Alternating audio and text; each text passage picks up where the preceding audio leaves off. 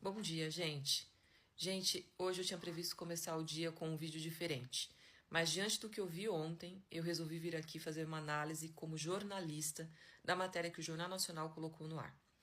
Ontem, nós, povo, fomos diretamente atacados pela imprensa, como eu nunca tinha visto antes. Se a gente sempre foi atacado de forma sutil, com uma ideia oculta numa manchete ou através da opinião enviesada de um comentarista, ontem foi diferente. Foi um tapa muito forte dado na cara do povo pela Rede Globo. Eu vi apresentadores de televisão renomados falando de forma afetada na bancada do principal jornal da TV brasileira contra o povo, colocando a gente no patamar de criminosos, coisas que eu não vi nem quando os bolsonaristas foram para Brasília pedir golpe, nem nas manifestações antidemocráticas de Bolsonaro durante anos, nem no 7 de setembro, em que ele ofendeu um ministro do Supremo. Na matéria de ontem, uma jornalista séria, que eu sempre admirei, Azuleide Silva, colocou um tom de imensa gravidade na reação do povo contra a atuação do Congresso Nacional. A sensação de que assistia era de que, sendo um dos que estão brigando justamente por justiça tributária, estivesse sendo procurado pela justiça. É assim que eu me senti. Ficou escancarado no tom, nas entrevistas, nas falas, em tudo, em cada elemento, ficou escancarado que a imprensa brasileira nunca esteve do nosso lado. Essa matéria serviu para mostrar definitivamente para quem ainda não tinha percebido quem eles têm lado, que eles têm lado e não é o nosso, não é o do povo. E eu lamento muito pelos jornalistas, que é gente do povo, que teve que participar da produção dessa matéria. Eu tenho pena de quem discordava do tom dado a ela e precisou ajudar a fazer a matéria. E também tenho dó do jornalista que fez com gosto, porque esse ainda não adquiriu a consciência de sua própria classe.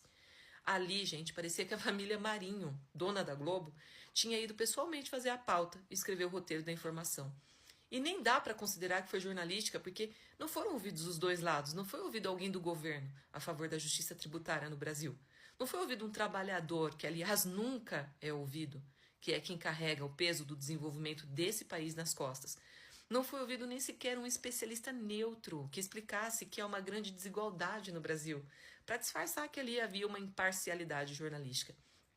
Desculpa Globo, desculpa Jornal Nacional, Bonner, mas é muito triste ver o jornalismo sendo usando o seu poder para oprimir o povo de uma forma tão evidente. Nessa campanha, nas redes sociais, eu não vi em nenhum momento, e isso eu falo particularmente, eu não vi nenhum xingamento, nenhuma ofensa pessoal, não vi nenhuma fake news, não vi nada desses expedientes que os bolsonaristas usam diariamente contra o povo quando ataca os políticos que defendem os interesses do povo. E mesmo assim, mesmo isso acontecendo todos os dias, nunca houve uma matéria de 1 minuto no Jornal Nacional para defender os políticos de esquerda, para defender uma proposta do governo de aumento de imposto da classe abastada para equilibrar os tributos que já são pagos pelos trabalhadores. Nunca vi a Renata Vasconcelos falar com aquele tom de gravidade, por exemplo, quando o Nicolas Ferreira viralizou com a mentira de que o Lula ia taxar o Pix. Mas sabe por quê? Porque ainda que a Renata Vasconcelos não aprove o que o Nicolas Ferreira faz, os chefes dela gostaram do resultado daquele vídeo. Porque foi uma mentira na qual muita gente acreditou e fez diminuir a popularidade do Lula. Daí, não convocaram a Renata para falar nada, porque a ideia era deixa rolar. Deixa o povo pensar que o Lula vai taxar o Pix. Deixa o povo pensar que o Lula voltou atrás porque ficou com medo. Porque nesse caso a ideia era não informar, era só deixar rolar a desinformação. Porque não iam poder acusar o Jornal Nacional de desinformar o povo. Era só ele se omitir, como realmente fez. Era só não corrigir a mentira do Nicolas Ferreira e o resultado chegaria para eles de mão beijada. O enfraquecimento do Lula com menos apoio popular nas pesquisas. Mas ontem, gente, foi um ataque da imprensa. Um ataque forte, direto, cínico demais. Foi dizer que a gente, nós, povo, somos quem ataca covardemente a pobre elite desse país. Os amáveis deputados da direita. Foi nos colocar no patamar de criminosos. A mensagem que estava por trás daquela matéria era: o povo é criminoso quando luta por seus próprios direitos.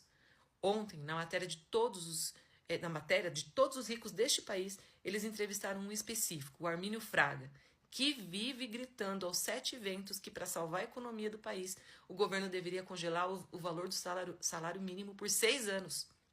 Na matéria do Jornal Nacional, o cara defendeu que o governo não aumente IOF, demonstrando que os ricos tiveram clara influência sobre os deputados que votaram contra o aumento do IOF. E ainda teve a coragem de dizer que o aumento desse imposto atinge os pobres. Sim, o cara que defende o congelamento do salário mínimo disse isso.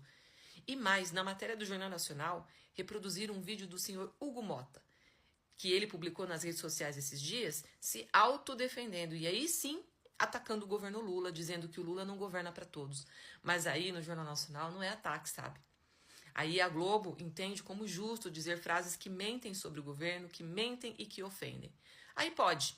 Na matéria de ontem, o Jornal Nacional teve a capacidade de entrevistar Rogério Marinho, um dos senadores bolsonaristas mais rasteiros, mais mentirosos, que mais defendem a anistia para criminosos do 8 de janeiro.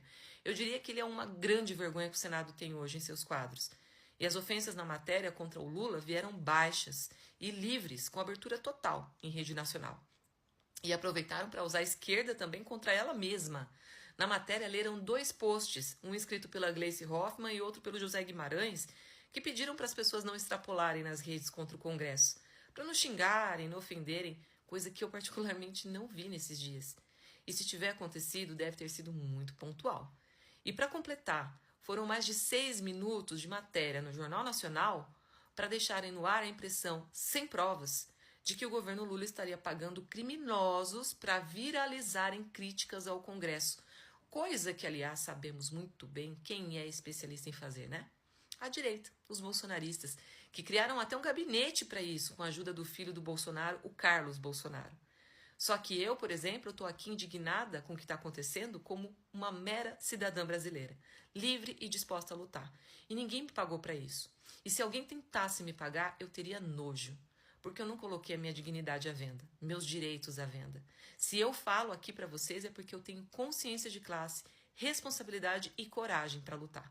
Quero juntar outros brasileiros a mim, porque cansei de ver a extrema-direita e a direita agir contra todos nós, e a gente nunca teve uma matéria de 30 segundos no Jornal Nacional que viesse nos defender.